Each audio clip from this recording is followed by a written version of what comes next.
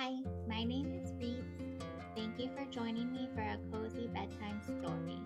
Tonight I'm going to read Rumpelstiltskin, a fairy tale by the Brothers Grimm.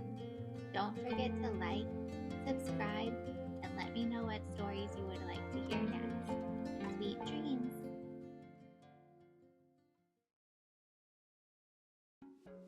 Once upon a time there was a miller who was poor, but who had a beautiful daughter.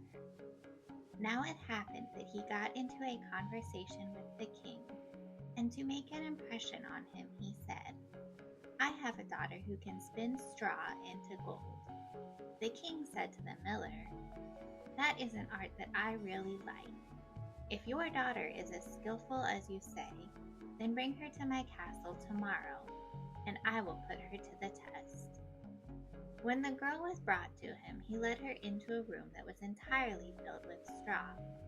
Giving her a spinning wheel and a reel, he said, "Get to work now. Spin all night. And if by morning you have not spun the straw into gold, then you will have to die."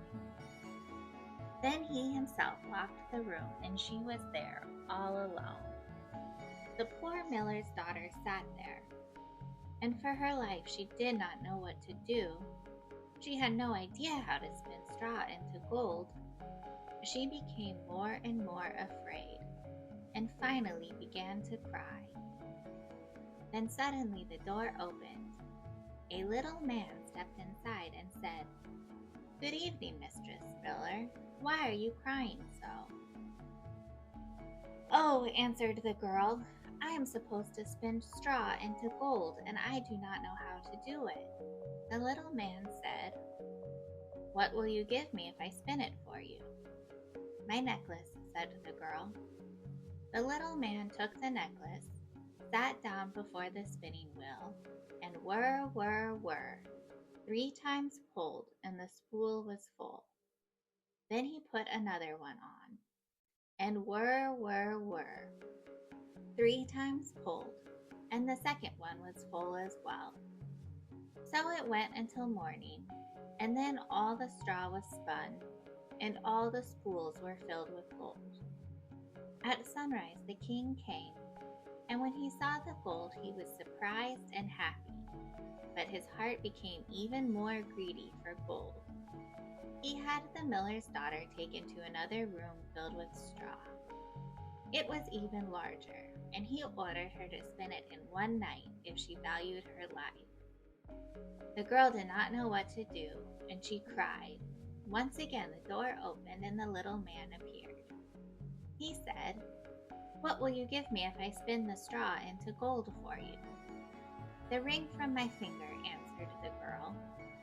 The little man took the ring and began once again to whir with the spinning wheel. By morning he had spun all the straw into glistening gold.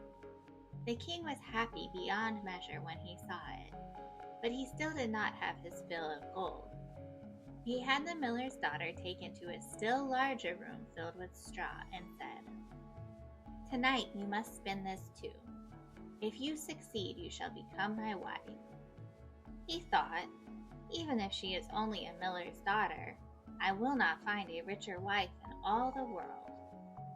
When the girl was alone, the little man returned for a third time.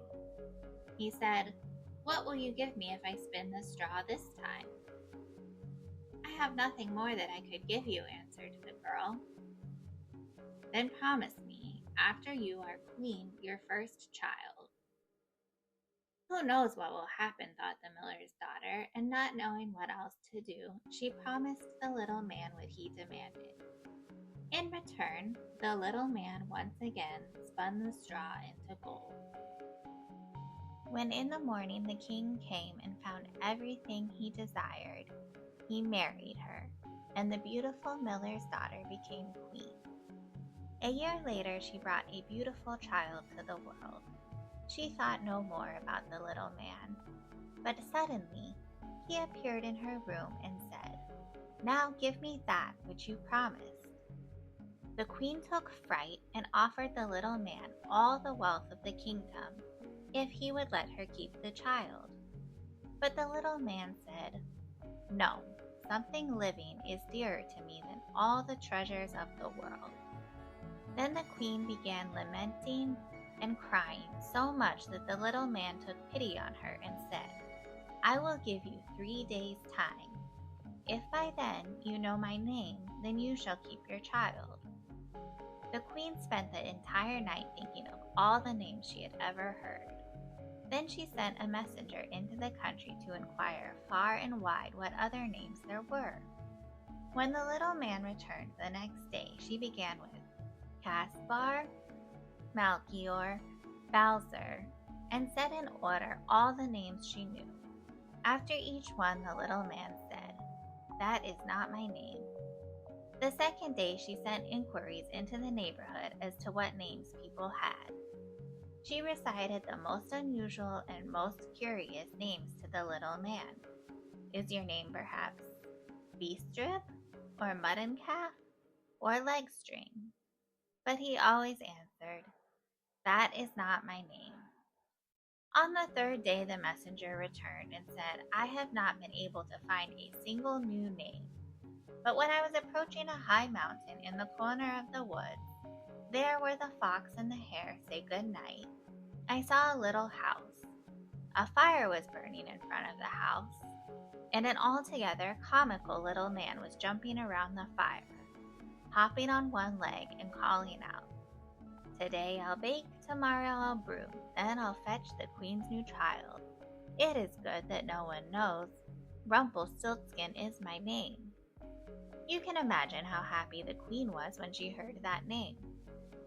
Soon afterward, the little man came in and asked, 'Now, Madam Queen, what is my name?' She first asked, 'Is your name Coons?' 'No.' 'Is your name Hines?' 'No.' 'Is your name, perhaps, Rumpelstiltskin?' 'Oh no! Who told you that?' shouted the little man, and he stomped his feet up and down in a huge fit, and then he ran away, and the miller's daughter never had to see Rumpelstiltskin again. The end.